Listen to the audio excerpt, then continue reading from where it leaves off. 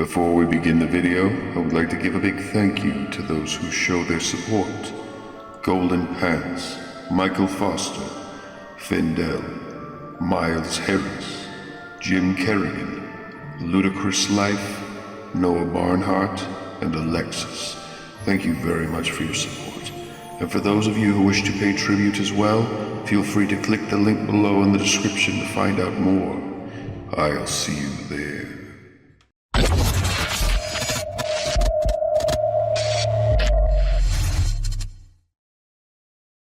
What's up, Renegade Nation? How y'all doing? Hope y'all are having a good day so far, or a good evening, or a good night, whichever it is. If you're watching this in the morning, I suggest watching this before you eat breakfast. Because Re-Animator, hell of a movie, by the way, also fairly gory, fairly disturbing, if you will. And Dead Meat, aka James A. Janice and his crew, they did a kill count in it, and holy hell, I'm interested to see what James is going to say about some of these kills, because some of these are just, well, I don't remember there being a whole crap ton of kills in it. But no, but they are memorable. I'm wondering how he's going to count all of it too. Cause, true, because it is the Re-Animator. It is, yeah, I wonder. Not everything in this movie stays dead. Well, in certain movies, I have seen if if there's like a zombie thing, he counts them as they're living, and he counts them again if they've been killed as a zombie. Okay. I have seen that, I think.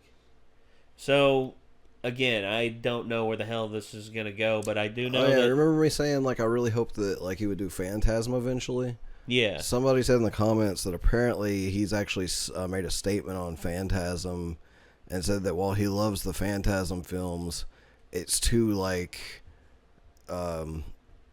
stream of consciousness and like dreamlike and nightmare-like to really be able to efficiently count who has and hasn't really died, and so that's why he hasn't done it. And I'm just like, oh man, damn it! I feel like he should just do it to like the best of his ability and be like, this guy possibly died once, but he came back here, so like he should give him like a wait, not really dead counter, for like stuff like that. Yeah. It's like dead, but not really. Yeah. I was like, the dude in the hallway that got his brains drilled out, like, I definitely count him. I do, too. So, he didn't really come back again. That ball just, like, came up and was just like... Everybody coming back as, like, dwarves and shit, if they've been killed and then come back as a dwarf, it's still kind of like a zombie type thing, Yeah. So, there's a lot. Still count their original death before they became a dwarf. Yeah, there's a lot in that series. I mean, I've only seen the first one, so there you go. It's kind of like American Horror Story. Would be really fucking hard to count. This is true. Especially, like, the most recent season, because, like, there was a point where, like, I thought somebody was dead, and then they came back, and I thought they were a ghost, and then it turns out, no, they didn't actually die to start with. And it's weird how it works in this one. Well, I mean... Then there's other people that definitely died, and then definitely came back as a ghost, and there are ghosts that die again, and then come back again, obviously. I die again. Yeah, because you can actually kill, quote-unquote, ghosts, but it's just kind of like Nemesis or whatever. They just get back up and keep coming eventually. Jesus. So anyway, we're gonna get into this kill count, and okay, this one was requested on our Discord. So for those of you out there who who requested this, thank you. And I guess without further ado, let's dive into this kill count with James and see what happens. Here we go. Hey everyone, for those of you who don't know, I had a real tough time getting this kill count approved by YouTube because of the graphic nature of Re-Animator, even though I censored pretty much everything. For a minute there, it looked like I'd have to release it completely demonetized, which would be a big bummer for me and my editing team who spent a lot of time working on it. Then Movement came to the rescue. Movement, spelled MVMT, ended up being the MVPs, since they reached out to me and offered to sponsor this video. That means I get to release it, along with the explicit explicit version for free, while we at Dead Meat still get compensated for our work. I guess you could say they reanimated this kill count for everyone to enjoy. Maybe they reached out to me because they know how hard it is to start a business, since Movement was founded by two broke college kids who liked stylish watches that they just couldn't afford. Now they make their own watches that are high quality but affordable, with sleek, minimalistic designs. They also sell sunglasses and other accessories for men and women, like their blue light blocker glasses Everscroll, which are designed to help protect your eyes while you spend hours staring at a screen. Like, you know, when you're editing a half-hour-long kill count. So check out their products and show them some thanks by going to nvmt.com/deadmeat, which will give you a 15% discount at checkout. That's a nice dish. I'm actually going to go look at their stuff. I don't usually do that with 15% sponsors, discount but I'm actually going to go check out what they got. That brought the Re-Animator kill count back to life. Thanks, Movement. You can watch the explicit version of this video by clicking up there or by following the link in the video description. Or you can watch the tamer blurred version by not doing a gosh darn thing, since it's starting in 5, 4...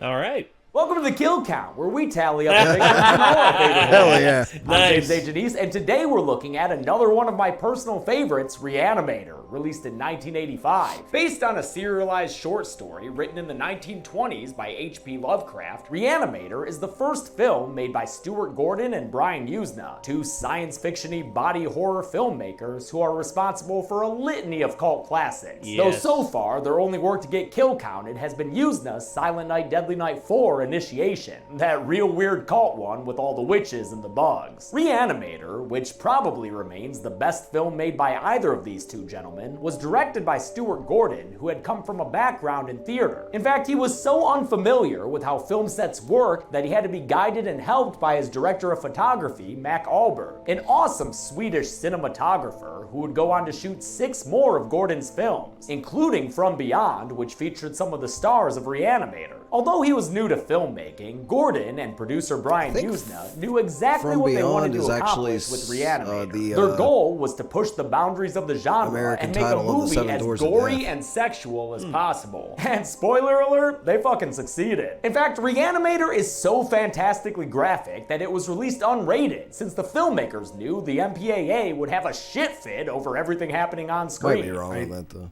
Didn't like the idea of somebody telling us what we could or couldn't do with it. Obviously, that means I'll have to censor a bunch of stuff to appease the YouTube gods, but seriously, go watch this movie if you've never seen it and you want to see all the gore. You will not be disappointed. And it's not just the gore that makes this movie one of my favorites. It's also the pitch black comedy that I find absolutely hilarious. Yes. And the comedy doesn't come from a script that's trying to be funny either. It owes more to the incredible cast and the way they play their characters with the perfect amount of camp. Gordon cast a bunch of theater actors in these roles, and everyone does a fantastic job. The 3 leads in particular have standout chemistry, with Bruce Abbott portraying an idealistic but naive leading man in Dan Kane, and Barbara Crampton giving a ton of strength and intelligence to Megan Halsey, a role that could have easily been a forgettable and powerless girlfriend character. But it's Jeffrey Combs as the brilliant but arrogant anti-hero Herbert West who steals the show. Combs plays West with perfect B-movie camp, and would reprise the role for this movie's 2 sequels, Bride of Re-Animator and Beyond Re-Animator, which we'll be looking at over the next couple of weeks. And although this is his first time on the kill count, Mr. Combs will not be a stranger to horror and sci-fi fans, having performed lead and cameo roles in a ridiculous number of horror films, as well as various characters throughout multiple Star Trek series. I also have a personal story I like to tell about Jeffrey Combs. When I was 16 years old, I went to Motor City Comic Con in Detroit, and although I had no money for an autograph or a picture, Jeff was happy to take a photo with me free of charge. I told him this story when I met him again 14 years later at Texas Frightmare, where he was just as courteous and sharp-witted as ever. It's an interaction that's always stuck with me, and I'm really grateful to have had it. But as we'll see, Herbert West is not the genial guy that Jeffrey Combs is. He's out to find the secret of reversing death and will stop at literally nothing to perfect his experiments. He's the ultimate uncompromising mad scientist, scientist who corrupts everyone and everything around him. And man, is it a delight to watch him weasel his way out of every sticky situation he ends up causing for himself. Those situations invariably involve lots of blood and naked zombies. And as far as the zombies go, for this series I'm gonna try and count the reanimated beings as separate kills if they die. Hey! My reasoning is that even if we already counted a kill when their original life ended, West's reagent gives them a new life, one that can be newly counted if they're killed again. I'll probably end up regretting that decision though. How many bodies, fresh or reanimated, will we see drop dead in Re-Animator? Let's find out and get to the kills. The movie begins at Universitat Zurich, an institute for medicine. There's a ruckus going on in Dr. Gruber's room, and when the university staff breaks in to see what's going on, they find a squirrely Herbert West leaning over the doctor's body. We're only a minute into this movie, but Re-Animator wants you to be into it, so it kicks off with a gruesome kill when a reanimated Dr. Gruber dies right in front of all these terrified people, his eyes bubbling up like face cauldrons before bursting a stream of blood into this poor lady's face. Damn! This kill, part of the tone-setting cold open that Brian Usna came up with, was executed by the late horror mainstay John Buechler, who used inflatable bladders and blood tubes to achieve this nasty and memorable effect. Usna's cold open also succeeds in showing the audience exactly the type of person Herbert West is after only 2 lines of dialogue. Of course he's dead. The dosage was too large. You killed him. No, I did not.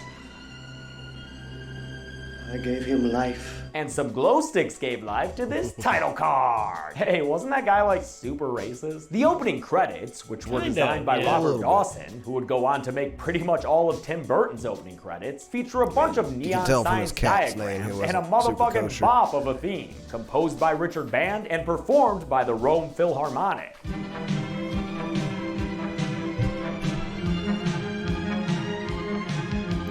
No, you're not hearing things. It is basically Bernard Herrmann's Psycho theme with an added disco flair. Apparently some people have gotten upset about this, but Richard Band has always acknowledged that he purposefully used that music as a base to build this theme upon. That was not something I was trying to hide. It was just the opposite. I wanted to make it so obvious that everybody would go, wow, what is this? I think it's awesome, especially the original editions that Band wrote, like this bitch and oboe part.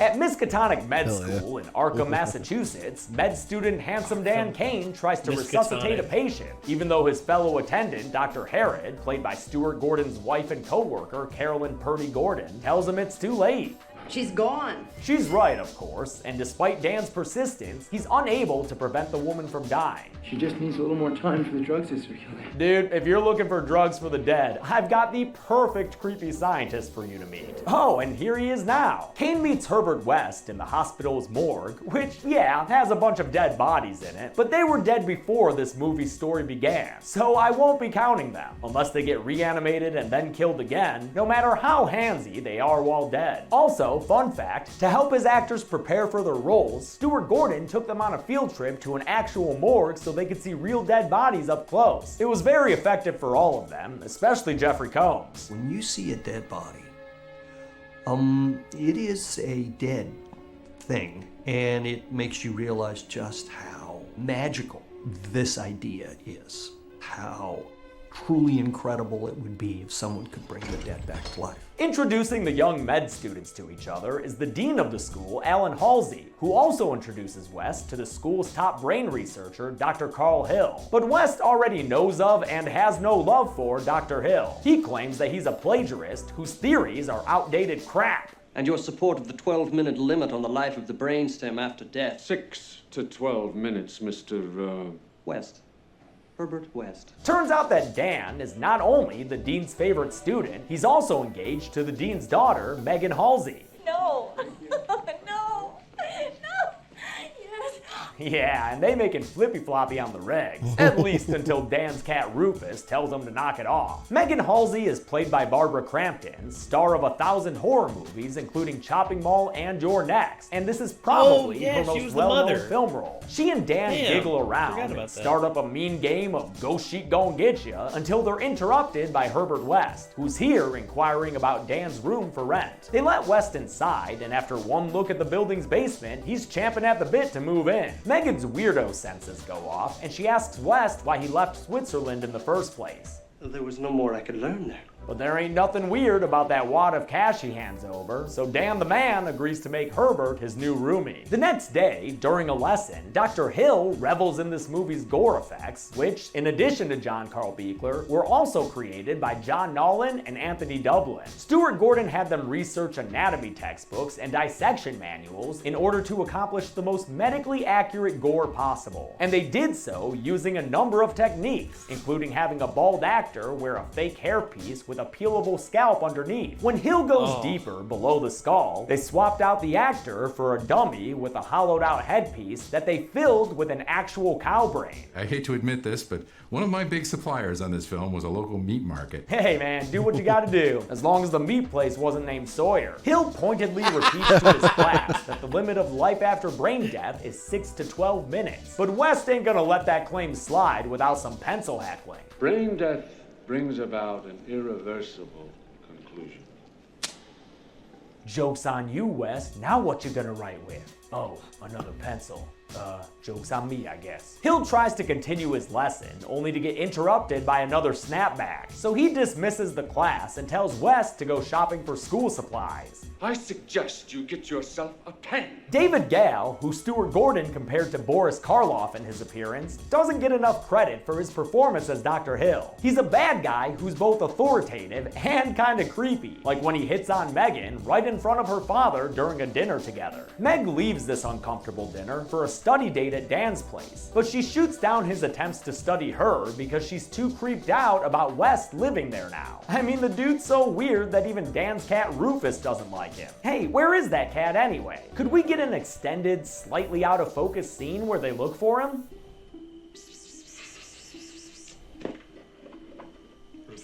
Rufus. Perfect. Maybe call for him with some fun nicknames too.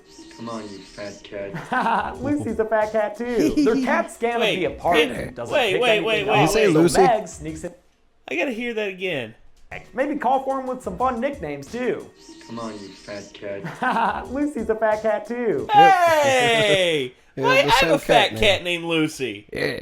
I have a fat kitty named Lucy. She cool.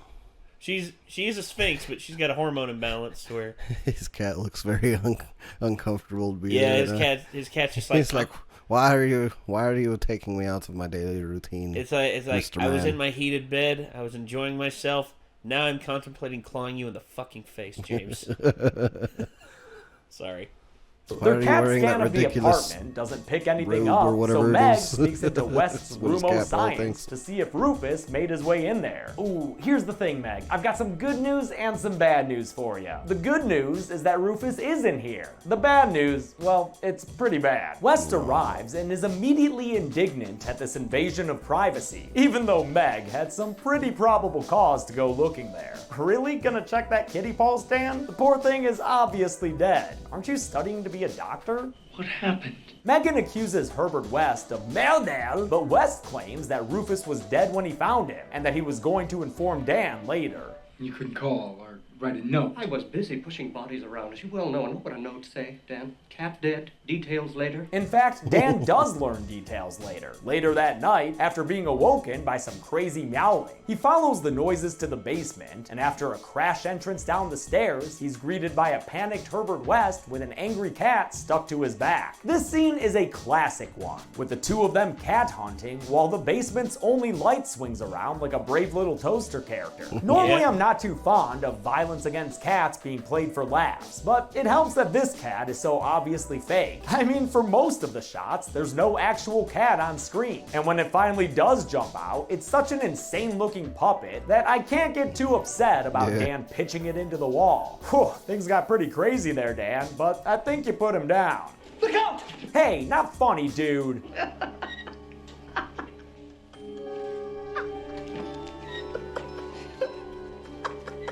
Okay, I guess it was a little funny. West shows Kane his research from Switzerland, which reveals that he's learned how to beat the 6 to 12 minute time limit of brain death. Now he wants Dan's help to finish his research. We can defeat death. Kane tries to argue that this is impossible, that maybe Rufus was never actually dead to begin with. But after verifying that Rufus is now 100% dead, West puts Dan's doubts to rest with a little bit of green juice and his friend, the scientific method. With just one dose of Herbert West's Dead Be Gone, Rufus is back in action.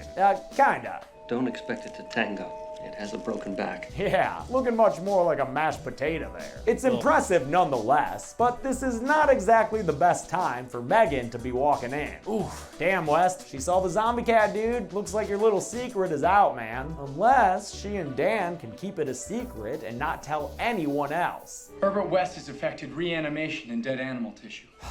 Dan. Dean Halsey ain't putting up with these Frankenstein tales one bit, and he gets so enraged about this inappropriate use of science that he kicks Herbert West out of the school and rescinds Dan's student loans, essentially ending his education as well. Damn, I bet Dan thought he'd be safe by getting engaged to the boss's daughter, but I guess he didn't have any luck with that old Triple H strategy. Dan talks his way into the school morgue, smuggling West in with him as well, and together, the bros look for the perfect cadaver to use as a human subject. West settles on a John Doe who arrived earlier that evening with minimal tissue damage, and as Dan records a medical entry, West administers 15 cc's of his finest glowing reagent, which, as Mr. Combs himself told me this year, is simply glow stick juice. They apparently used over 900 glow sticks for the movie's reagent. But just remember, no matter how tasty it looks, Do not drink it. It is not Kool-Aid. Nothing happens. Yeah, don't put it on your skin so either. Double doses, which, can absorb as through any your amateur skin and with poison you edibles that will tell way. you, is a huge mistake. I mean, look at this dude. He's tripping hard, man. We get another memorable scene as this naked zombie manhandles the two med students and shows them just how defined his face nerves are. Those were accomplished in a manner similar to Dr. Gruber's exploding eyes, with inflatable bladders underneath a thin prosthetic on the actor's face. And the dude playing this muscly morgue man is Peter Kent, a 6'5" stunt performer who was also the workout partner, stunt double, and personal friend of Arnold Schwarzenegger, Nice. filling in for the Damn. Austrian on Didn't the know set that. of Terminator, and once even being mistaken as his twin.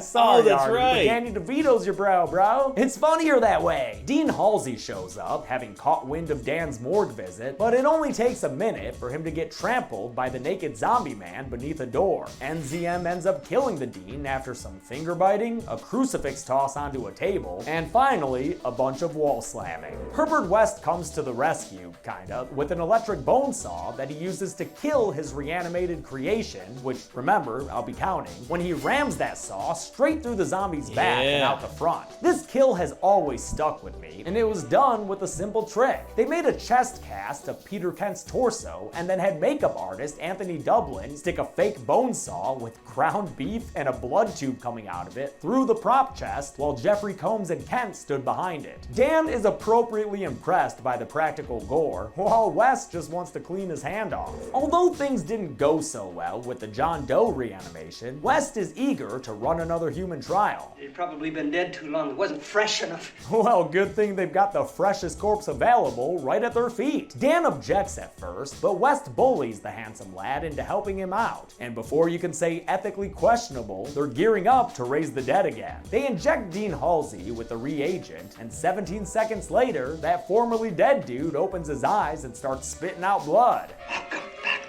Well, it's good to be back, Herb. Don't let the blood spittle tell you otherwise. Halsey's so happy he could choke someone. In fact, he could choke two people, he's so pumped to be alive again. Megan, eager to find out what's going on for herself, sneaks down to the morgue and once again makes an entrance with unfortunate timing, which scares her reanimated father into a corner. While Megan cries over the state of her dad, and West makes up some bullshit excuse for the security guard, Dan Kane collapses onto the floor in a fit of shock. shock. There now, Dan. Eventually, you'll get used to all the crazy shit I talk you into. Dean Halsey is put in a straitjacket and placed under the care of Dr. Hill, who keeps him in his office behind a one-way mirror. And I want to give props to actor Robert Sampson for his role as Dean Halsey. It's easy to forget about this performance with all the other acting heavyweights in the cast, but the dude is basically playing two roles in this movie. And the difference between him when he's alive and him when he's reanimated really drives home how unsuccessful West's reagent is. Dr. Hill wants to know why Dean Halsey is so different all of a sudden, and plans to perform a bit of brain surgery to figure it out, just as soon as he's finished hitting on Megan against the mirror. Yeah, good thing her pops is there to break that shit up. As a bereaved Megan learns from Dan that her dad's not crazy, he's just dead, Dr. Hill makes a house call to Herbert West's basement laboratory. He tells his pesky ex-student that he knows Dean Halsey is a reanimated dead man, and then tells West to hand over the reagent so he can take credit for the discovery.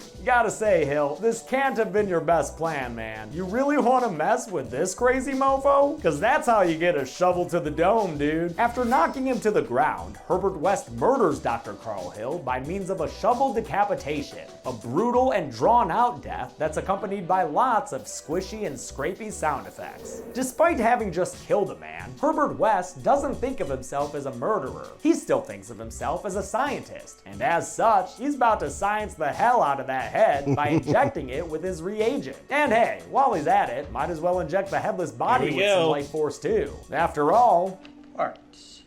I've never done whole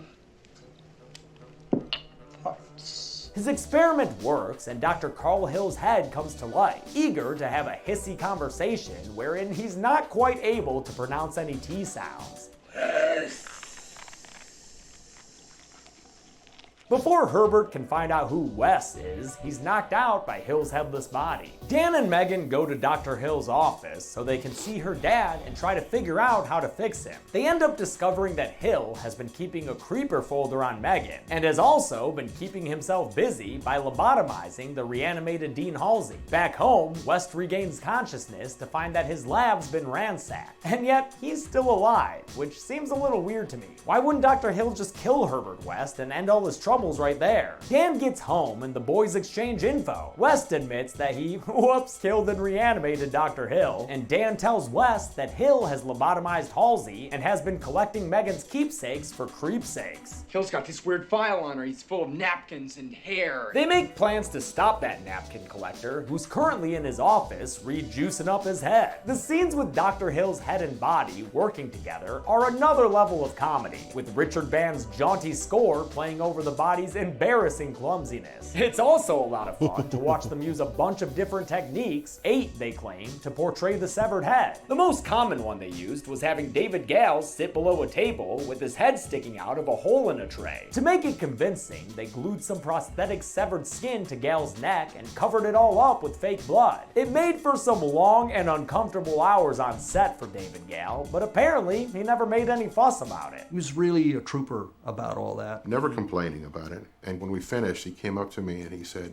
Stuart, I want to thank you because this movie has reanimated me. Other techniques they used included a simple prop head for when it was picked up and carried, a basic animatronic head that was little more than a glorified hand puppet, and a fake torso with a hole in it that David Gale could stick his head through. When they needed to show his headless body walking around, they used the very simple technique of having another performer wear a black hood and duck his head down as low as possible while they shot him from behind at a low angle. With enough ingenuity, anything is possible. Hill begins to command Dean Halsey using mind control, and this telepathic ability is actually a leftover from a deleted side plot that showed Dr. Hill had hypnotic powers. Pain is dangerous.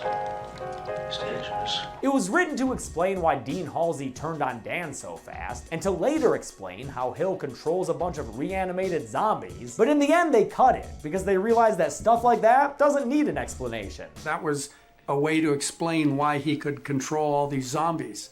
Well, as it turns out, who cares? The dark comedy continues as Hill makes his way to the morgue in a macabre disguise that somehow actually works on the security guard there. Damn, man, be better at your job. Break time. Break time? What? What do you call reading boudoir, dude? The film then employs even more gags for the severed head, including the ultra-simple stand just below the camera frame technique, as Hill and his body prepare to reanimate more bodies. Meanwhile, the mind-controlled reanimated Dean Halsey returns home to kidnap Megan away from Dan and take her back to the morgue. Once there, he sets her down next to Hill's head, and things get real uncomfortable real fast. I think I've always loved you.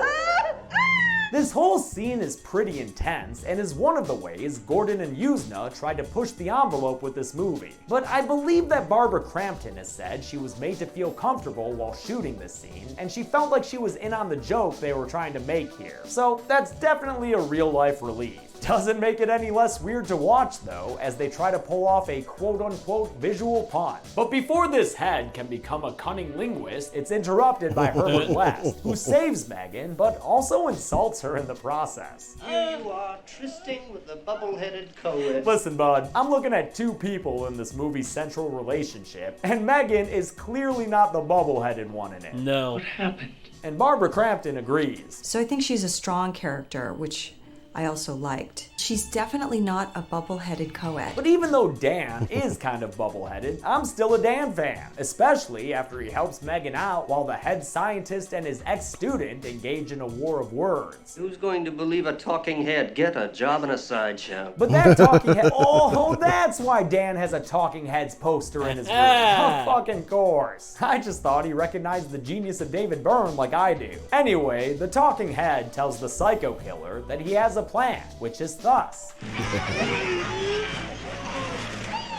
Yep, a bunch of naked zombies. This armada of the Re-Animated was designed by John Buechler, who made sure to give each of them a distinct look and deadly backstory. For instance, one was designed to have been run over, while another looked like he had been shot in the face with a shotgun. Bedlam breaks out as the naked Re-Animations knock down Dan and Megan and hold West captive, all while Hill brags about having found a way to control these ex-corpses. They give me power. Dreamed of power. Unlimited power! This hectic scene was the last thing they shot, and it proved to be difficult for cinematographer Mac Albert to frame out all of the genitalia, since they wanted to avoid any charges of pornography. The most important thing was not to show any frontal nudity, as it's called. He looked kind of distraught, and I went over to Mac. I said, Mac, you all right? It's the Venis. I see the Venis. I got Venis wagging in my shot. While these weenie-wagging bodies take a laser to West's head, Megan manages to break through to her father on an emotional level, which causes him to disrupt Dr. Hill's killing procedure by knocking his headless body into the hallway and headbutting his, head. As Dan tries to corral Megan out of there, and West sticks some more serum into Dr. Hill's body, Dean Halsey finishes off the reanimated Dr. Hill head, which I'll count as a kill, by squeezing it and chucking it against the wall outside. Yeah, security guard guy, you don't get paid enough to deal with this shit. Just take a sick day on this one, dude. The smooshy head thrown by Halsey there was sculpted by Anthony Dublin on set, and was pretty much just a big hamburger patty with a wig over it, which, yeah, may be a little crude, but man does it make a good splat. I won't count Hill's reanimated body as a separate kill, even though it cracks open and spawns a nasty tentacle out of its chest in reaction to the overdose West injected. They shot that intestinal tentacle grab in reverse. They started with it wrapped around Combs' neck, pulled it off of him through a hole in the wall, and then simply reversed the footage for the movie. It leaves West a little tentacle-tied as chemicals are spilled throughout the room, and although Dean Halsey helps free Megan from another attack, he is then killed again when he's ripped apart by the other reanimations all converging on his body. Rest in peace, Zombie Halsey. You came around in the end there, even if you did strip your dog daughter down for a severed head to harass her mere moments earlier. Before being dragged away completely, West tosses his bag with his notes inside towards the door, and Dan dutifully grabs it on his way out. He and Megan are chased by a necky zombie down the hall, but it's a second necky burnt zombie who ends up choking the shit out of Megan in the elevator. Dan grabs a fire axe and severs the zombie's barbecued arm, and they did this by having an amputee wear a prosthetic arm which was all covered up by the burn effects. As Dan tends to Megan's unconscious body, the arm keeps twitching away like an Evil Dead gag, accomplished in the very simple way of having a dude under the floor stick his arm through a hole. And no, I won't count either of those reanimated zombies in the hallway as kills. I don't know, I just feel like they're stronger than what happened to them. Dan carries his fiancée through the turmoil of the hospital and into a room where he tries to paddle her back to life, but not even a record number of verses of staying alive can do anything to save her, and Megan Halsey dies in the hospital room as a result of getting strangled. Damn, Dan, I'm so sorry that your fiancé's dead. Wait a minute, dead, eh? Didn't I just pick something up for that? The movie ends with handsome Dan loading up a syringe with glowy goodness and going to administer it to his deceased fiancée Megan. Freeze frame, fade out, except the serum, keep that shit glowing. How many people died in Re-Animator in spite of or because of Herbert West? Let's find out at the numbers. Nice. Good one. Good final shot. By my count, there were 8 confirmed deaths in Re-Animator, and the victims consisted of 2 living women, 2 living men, and 4 reanimated men, giving us a pie chart with some stripey dudes. Cool! With a runtime of 86 minutes, that left us with a kill on average every 10.75 minutes. I'll give the golden chainsaw for coolest kill to the reanimated morgue man. There are many good kills in this movie, but this one has always stuck with me the most. Just a naked zombie getting bone sawed through the back? What's not to love about that sentence? Dull machete for lamest kill will go to the patient Dan loses right off the bat, who I'm not even fully comfortable putting on the count, but I guess it happened during the movie's runtime, so whatever. And that's it. Re-Animator was shot in just 3 weeks and released unrated in 1985. It's a speedy little cult classic that delighted many a critic, including Roger Ebert and Pauline Kael. And if DP Mac Ahlberg is to be believed, it also impressed someone very special to me. I was doing a movie a few years ago where David Bowie was one of the actors, and David came over to me and said, Mac, I heard you shot Re-Animator. That's my favorite movie. Wow, that is fucking awesome. Take it from me and David, it is definitely worth checking out. We'll look at the sequel, Bride of Re-Animator, next week. But until then, I'm James A. Janice. This has been the Kill Count. Thanks a lot for watching this week's Kill Count. Another huge thanks to Movement for pulling through and rescuing this Kill Count. Seriously, it would have sucked to have to release this demonetized. This was a lot of work, man. So much blur effect. Also want to thank some patrons like Jared Seda, Richard Gilbert, Trey Gilbert, Blaz Vosti, Emma Lewis, and Bram Conboy. Thanks everyone. Be good people. Hell yeah. Hell yeah. Well, damn. That movie, holy shit. I was excited when I heard he put out a kill count for that a month ago. Oh yeah, and I saw it on there too, and I'm like, damn, that's gonna be awesome. And then there was the whole announcement saying, yeah, apparently YouTube, even after I blurred everything and done everything I could to it, YouTube still demonetizes it. Yeah. Okay. It just gets to the point where YouTube gets ridiculous, you know? Where it doesn't make sense. It makes no logical friggin' sense that shit would still be happening. I mean, I don't understand why YouTube doesn't do like a 18 and up separated segment of itself where you have to be 18 on your account and like click a thing when you go to watch videos with more gory content and such in them. Well, they kind of do, but... And then, like, have, like, advertisers that make sense for stuff like that. Well, like, my guess is they're trying to please everybody, which is not a smart move, guys. Nope. Not a smart move. At all. Because you're failing really bad. Yeah. You're failing immensely because of it. But I guess them doing this sort of gives James an opportunity to do his Patreon, because that's actually where they post the unedited versions. Yeah. They have them posted on there, so yeah, I think that's pretty cool. Yeah, definitely. But overall, I mean, I'm happy that I'm happy that we're able to watch this, because Re-Animator, I remember the one kill that stuck with me, I know James talked about the one with the thing coming through the chest. The one with the cat got me because when I was a kid and I saw that movie, I had a cat that looked very similar to the one in the movie. And it freaked me out a little bit. Almost like when I first watched Pet Sematary. I did not see this as a kid because I didn't watch horror movies as a kid. So I did. I didn't watch this till I was in college, I don't think. I remember the first time I ever snuck and watched a horror movie was when my sister had her friends over and my parents were asleep and they put on Friday, I forget which Friday the 13th it was, but I remember I was in my bedroom and I hear them gasp and all that, and I'm just like, "Ooh, what's going on?" I come out of my room and I sneak down the hallway, like I crawl pretty much on the floor. I was like 6 or 7 at the time, and I remember just like crawling up, and then looking and peering over, and Jason pretty much, it was the 6th one. I remember it now because I remembered the guy getting bent backwards, and getting his back broken. And he was a cop. It was turns out it was the one girl's father in part 6 when he shoots Jason with the shotgun and knocks him down a few times, tries to kill him with the rock, and then Jason grabs him and bends him and breaks his back. Yeah, I remember that now. But I feel weird even telling my first horror movie story because I feel like nobody's going to believe me. Go for it, man. It's like the first bit of horror movie I ever saw was at Chris Crocker's house. Just so you all know, okay, this is legit, no bullshit.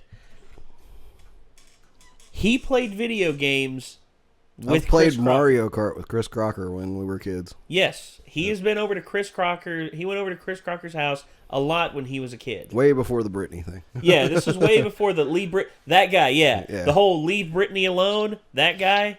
One of the internet's first like true superstars. Yeah.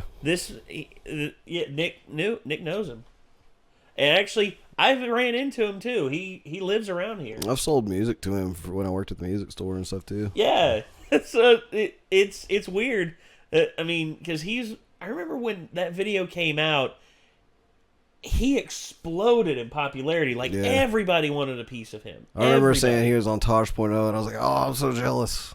Of course, got to dude. go hang out with Tosh. Oh, it's fucking cool. But Chris Crocker, I mean, okay. But you said your first experience was at Chris Crocker's house. What movie was it? It was Freddy's Dead. Oh, yeah. Okay. The Final Nightmare. Nice. Yeah, and it was his dad, I think, that had rented a couple horror movies and was watching them in the living room while we were all playing Mario Kart, and like we would like occasionally go like see what he was up to, you know. And I remember going in there and watching it for a bit and seeing like the first scene with like the house flying and shit, and I was just like, all right, cool. I'm gonna go back to play Mario Kart again though, and then when we went back in there, it was the scene with the dude with the hearing aid, and when he got his ear cut off, and then you put it back on with like a demon hearing aid, like crab looking thing. Yeah. And then he starts like scraping the board until his head explodes. And when his head explodes, I was like, I'm out. I was like, that's too much for me. That's horrifying. So, too much. Yeah. Like, it's too much for me. You know, it's like when you see it as an adult, you're like, this shit's campy as fuck. But yeah. Like, well, for me, I had not been exposed to any horror stuff, so I was like, ah!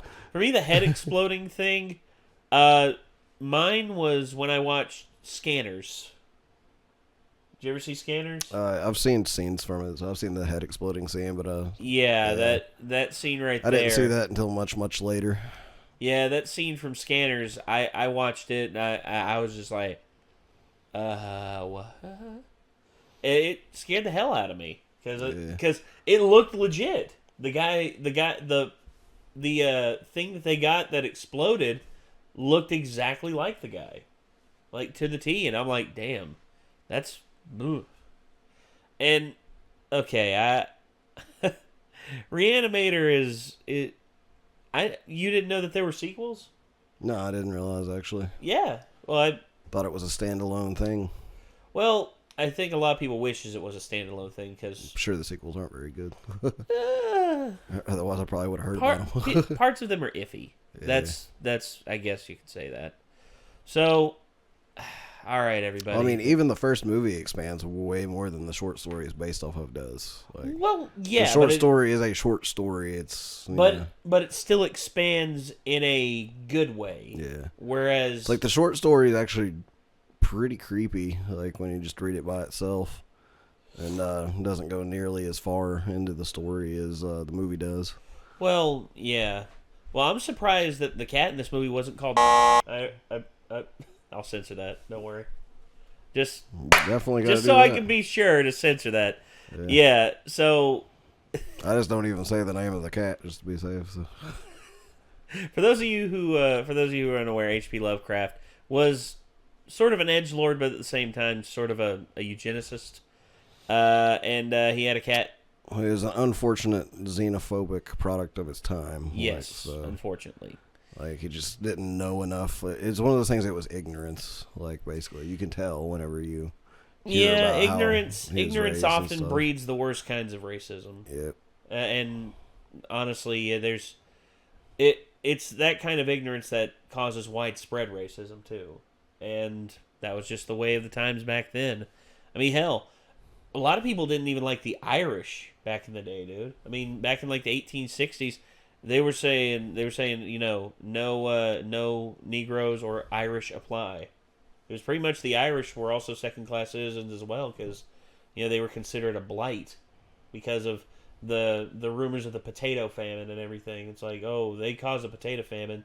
You know, how do you fuck up potatoes? It's like, yeah, but sounds pretty nonsensical when you think about it. Yeah, but hey, try telling that to the people back then who are uninformed, uneducated, and just downright stupid. But anyway, I think that's going to do it for this one.